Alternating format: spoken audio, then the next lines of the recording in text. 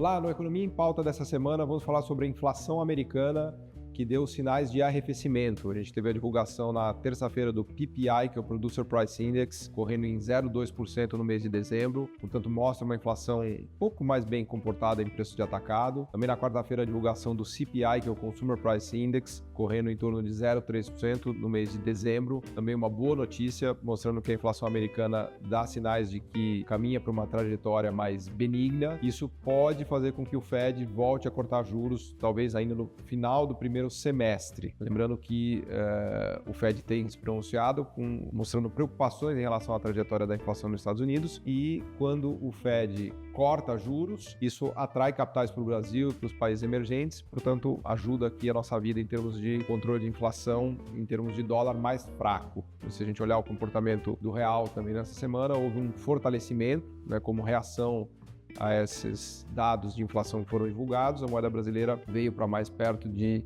R$6 por dólar. Por outro lado, também cresceu uma visão de que o Trump pode colocar tarifas de maneira mais gradual, a partir do momento em que ele vai assumir a presidência na semana que vem. Essa preocupação de tarifas nos Estados Unidos tem muito a ver também com o temor de inflação. Mais tarifas significam mais inflação nos Estados Unidos. O combate à imigração que o Trump faz, especialmente a imigração ilegal, também pode significar mais inflação, porque reduz a oferta de mão de obra por lá. Então, se o Trump começar com uma estratégia mais gradual, portanto colocando tarifas menores e seguindo um cronograma mais lento, e se ele não fizer também intervenções tão abruptas na questão da imigração, pode ser que a inflação americana continue numa trajetória benigna, e isso pode levar o Banco Central americano a repensar a estratégia de pausar a taxa de juros, e eventualmente começar a cortar juros. Isso pode facilitar bastante a vida do Brasil, trazendo o câmbio para baixo dos R$6. Lembrando que hoje uma das coisas que mais causa a inflação no Brasil é o dólar fortalecido, portanto o real muito fraco. Isso torna o preço das nossas exportações mais caro.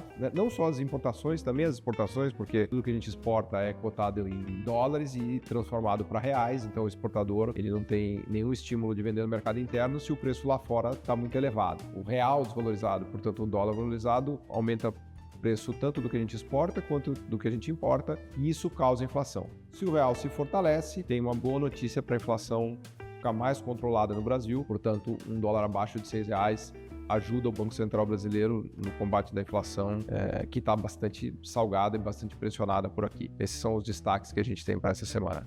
Obrigado.